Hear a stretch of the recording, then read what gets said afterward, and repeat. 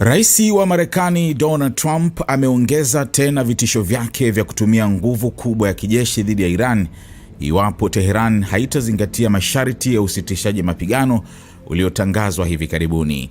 Onyo hilo linakuja zaidi ya siku moja baada ya Trump kutangaza usitishaji wa mapigano wa wiki mbili kati ya Marekani, Israel na Iran ili kutoa nafasi kwa mazungumzo. Katika ujumbe alioandika usiku wa kuamkia leo kwenye Truth Social, Trump amesema vifaa vyote vya kijeshi vya Marekani vilivyopo ndani na karibu na Iran vitaendelea kubaki katika maeneo yake hadi makubaliano ya mwisho yatakapotekelezwa kikamilifu. Alisisitiza kuwa meli, ndege na wanajeshi wa Marekani pamoja na silaha na vifaa vya ziada vitaendelea kuwa tayari kuchukua hatua dhidi ya kile alichokiita adui ambaye tayari amedhoofishwa kwa kiasi kikubwa. Usitishaji mapigano huo uliwekwa masharti kuwa Irani ifungue tena mlango wa bahari wa Hormuz, njia muhimu ya usafirishaji wa mafuta duniani.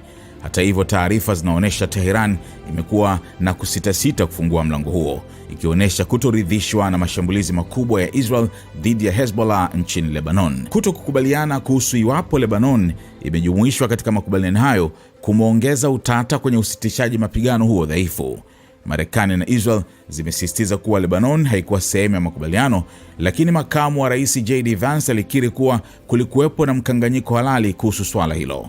Pakistan, ambayo ilisaidia kusuluhisha makubaliano hayo, imesisitiza kuwa Lebanon inapaswa kujumuishwa katika usitishaji mapigano. Licha ya taarifa kwamba Iran bado inazuia baadhi ya meli katika mlango wa Hormuz, ikulu ya Marekani imepunguza uzito wa madai hayo na kusema shughuli za usafiri wa baharini zimeongezeka tangu makubaliano kuanza.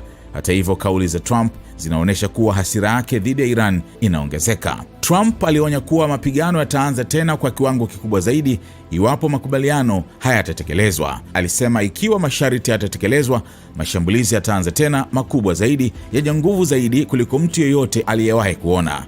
Pia alisisitiza kuwa Iran haitaruhusiwa kuwa na silaha za nyuklia na kwamba mlango wa Hormuz lazima ubaki wazi na salama.